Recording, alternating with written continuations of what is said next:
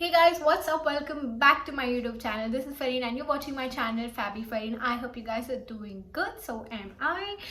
So guys, देख लिया होगा ना वैसे तो थंबनेल में दिस इज़ अ वीडियो जिसमें कैबिन क्रू की वैकेंसी के बारे में मैं आपको बताने वाली हूँ। बहुत टाइम से सब वेट कर रहे थे कैबिन क्रू वैकेंसी कब आएगी कब आएगी कब आएगी। तो फाइनली यार एक नहीं दो वैकेंसी आई है। कतर एयरवेज की भी वैकेंसी है, उसका वीडियो भी मैंने बनाया है। I am gonna put the link in the description. And ये स्टार एयर की वैकेंसी है। So guys watch the video till the end and yes do not forget to subscribe to my YouTube channel. Also hit the like button, share the video. जिनको भी cabin crew बनना है और उनके साथ video share करो and let's get started. Okay so the very first thing, अगर आपको बैकग्राउंड देख के लग रहा होगा मैं कहाँ हूँ, तो मैं अपने घर पर तो नहीं हूँ। I am on a layover. मैं कल फ्लाइट ऑपरेट करके आई हूँ। I am doing a layover and video बना के मुझे फ्रेश होके रेडी होके खाना वाना खा के I have to operate a flight. So इतने छोटे टाइम में भी मैंने सोचा यार मैं पहले वीडियो बना लूँ, फिर एडिट करके पोस्ट करने के लिए फिर टाइम लगता है। तब तक I didn't wanted to waste time, तो मैंने सोचा अभी वीडियो बना लेती हूँ।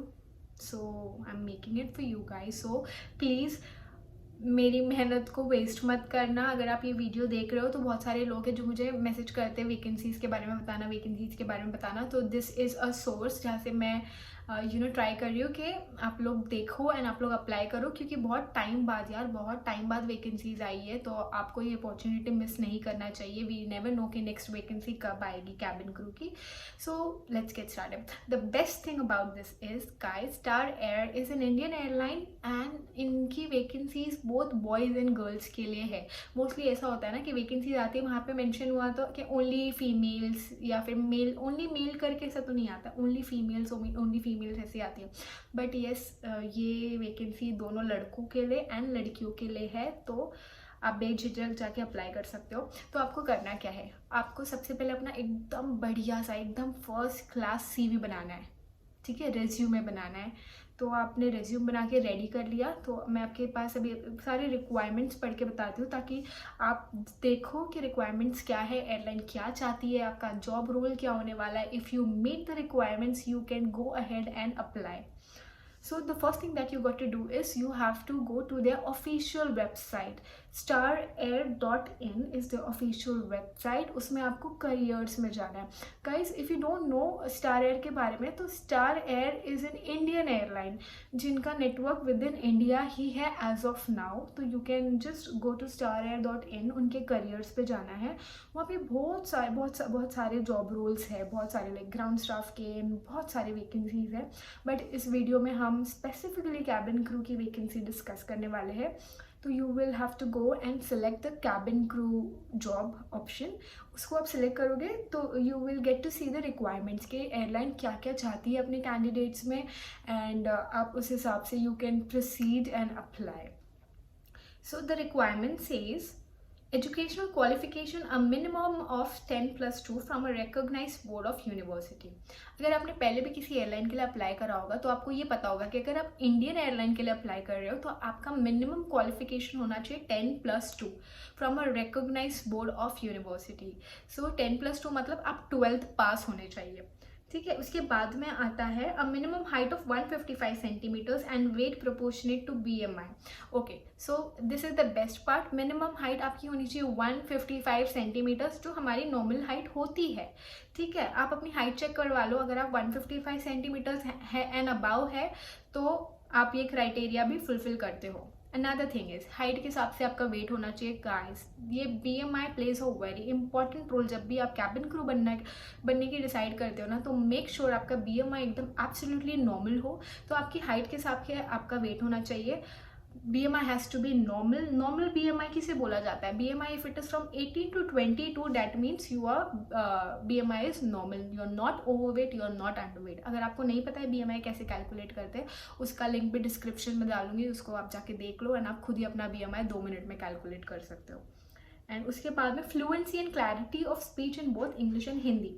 सो रिमेंबर गाइस, अगर आप इंडियन एयरलाइन के लिए अप्लाई कर रहे हो तो उनको आपकी इंग्लिश और आपकी हिंदी दोनों भी एक्सीलेंट चाहिए। तो इनका भी एक रिक्वायरमेंट यही बोलता है कि you have to be really fluent in English and Hindi both.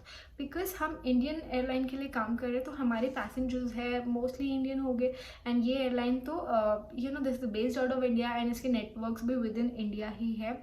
So you will come across people who knows English, जिसको इंग्लिश नहीं आती, हिंदी तो पक्का सबको आती होगी। तो आपको कम्युनिकेट करने आना चाहिए। लोगों से कम्युनिकेट करने के लिए you need to have at least one common language. तो English and Hindi has to be good and you have to be confident while your speaking. ऐसा नहीं कि आती तो है, समझ में तो भाई सब आता है, लेकिन बोलने के लिए you are not confident. You have to be very confident. So guys, no visible tattoos. No visible tattoos मतलब आप यूनिफॉर्म पहन रहे हो तो आपके यूनिफॉर्म के बाहर, मतलब if your hands, on your hand, say for example you're having a tattoo here anywhere, ठीक है, it should not be visible in your uniform जहाँ तक यूनिफॉर्म से आप कवर्ड अप हो वहाँ पे टैटू अगर है तो इट्स नॉट एन इशू। अगर वहाँ आपकी यूनिफॉर्म से बाहर आपके टैटू विजिबल है तो it's a problem guys. either you go and correct it or else you have a option of concealing the tattoos, but उसके लिए आपको बहुत अच्छे से अच्छे तरीके से कंसील करने आना चाहिए टैटूज़ को, ठीक है। अगर आपको कैबिन क्रू बनना है तो अपने दिमाग से टैटू वाला ऑप्शन तो हटा ही देना। आपको टैटू करना ही नहीं है अगर आपको कैबिन क्रू बनना है तो, ठीक है, क्योंकि कैबिन क्रू की जो भी रिक्वायरमेंट होती है उसमें हर एयरलाइन, इंडियन हो इंटरनेशनल हो, तो उसमें ये रहता ही है कि आप टैटू नहीं कर सकते। So tattoos are not allowed Star Air के लिए भी। Positive body language and well groomed. As I always say, if you want to become a cabin crew, you have to have a great personality. You have to be groomed very nicely, ठीक है। The way you talk, the way you walk, the way you sit, you have to be completely in poise at all points of time, because आप जब भी interview देने जाते हो आपको they keep watching out at you कि आप कैसे रहते हो, बात करते हो, एंड आपका बॉडी लैंग्वेज कैसा है, आप एक्सप्रेशन कैसे दे रहे हो, like raising of your eyebrows showing that you have attitude and all, वो सब नहीं चलता है। You have to have a great personality, pleasing personality, positive body language, you should look approachable. And another thing is mandatory to attach photograph along with CV. Okay, तो आपको यहाँ पे करना क्या है, आपको अपना डिटेल्स एंटर करना है, एंड हर चीज़ जब भी आप अप्लाई करते हो तो CV तो मोस्ट इंपॉर्टेंट है। नॉट जस्ट कैबिन क्रू, आप किसी और एयरलाइन के लिए भी, जॉब के लिए भी अप्लाई करते हो तो CV आपको अपलोड करना ही पड़ता है। तो यहाँ पे भी आपको CV अपलोड करना है, लेकिन उसके साथ अपनी फोटोग्राफ भी अपलोड करनी है। फोटोग्राफ मैं बताती हूँ कैसी, ऐसे नहीं कि हाँ आप आउट करके फ़ोटो ले लिया और अपलोड कर दिया, नहीं, आपको एकदम प्रॉपर फॉर्मल फोटोग्राफ अपलोड करनी है।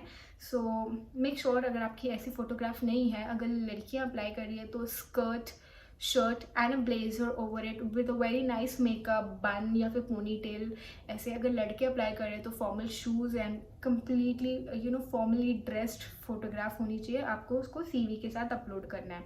तो CV भी बनाना गाइस, सबसे इंपॉर्टेंट रोल जो प्ले करता है वो CV है। मैंने इससे पहले वाले वीडियो में बताया था, CV आपकी एकदम परफेक्ट होनी चाहिए, एकदम excellent, एकदम आउटस्टैंडिंग इम्प्रेसिव CV होनी चाहिए, because that is the first impression you always giving to a interviewer. So CV बहुत अच्छी सी बना देना। एंड उसके बाद में आपने ये पढ़ लिया, उसके नीचे आता है रिस्पॉन्सिबिलिटीज़। मैं बस रीड आउट करूँगी रिस्पॉन्सिबिलिटीज़ जो कैबिन क्रू की होती है। आप लोगों को अगर कैबिन क्रू बनना है तो ऑफकोर्स आपको पता ही होगा कैबिन क्रू के जॉब्स क्या होते हैं, रिस्पॉन्सिबिलिटीज़ क्या होते हैं। I will again read it out for you. Demonstrating emergency equipments and safety procedures.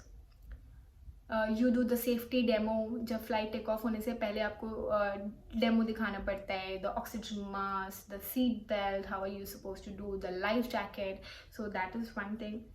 Producing written flight reports after completing a journey. आपकी फ़्लाइट कंप्लीट होती है तो आपको वो सारी चीज़ें कंपनी से शेयर करनी होती है। फ्लाइट रिपोर्ट मतलब आपकी फ़्लाइट में everything was sorted, if something goes wrong, like anything, कुछ भी हो सकता है, कुछ भी इशू, छोटा सा भी इशू है तो आपको उसको फ्लाइट रिपोर्ट में मेंशन करके कंपनी को डिक्लेयर करना पड़ता है कि इस फ्लाइट में this thing happened, to keep them in loop.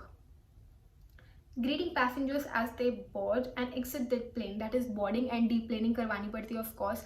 If passengers अगर फ्लाइट के अंदर आ रहे हैं तो you can not just keep standing, no ऐसे तो बिल्कुल नहीं चलता है। तो जब पैसेंजर्स आ रहे तो you need to show that you are welcoming them, they should feel welcomed on board, ठीक है।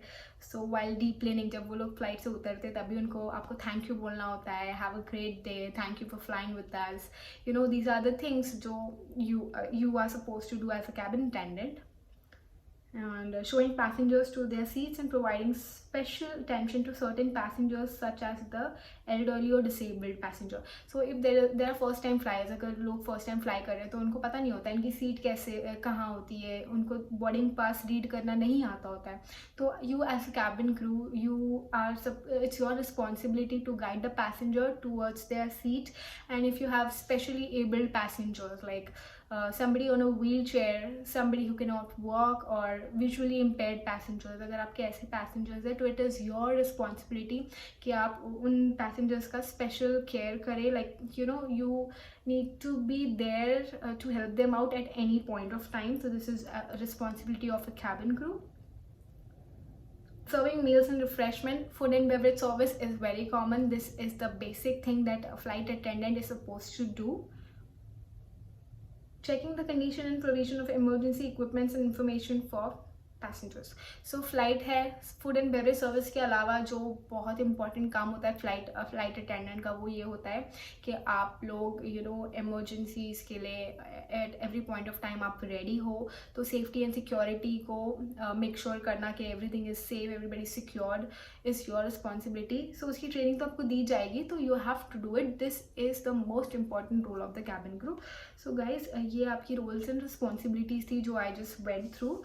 आपके उसके बाद में आपको दे last to apply, you have to click the apply button and then वो सारी आपकी डिटेल्स पूछेंगे। मैं आपको भी वो सब नहीं बता सकती हूँ बिकॉज नाम आपका डालना है, क्वालिफिकेशन आपका डालना है, एज आपकी डालनी है, सब कुछ अपना आपको खुद ही डालना है। तो सेल्फ एक्सप्लेनेटरी है, you just go ahead, you fill the form and then last में दे आस्क यू कि आपको अपनी CV अपलोड करनी है।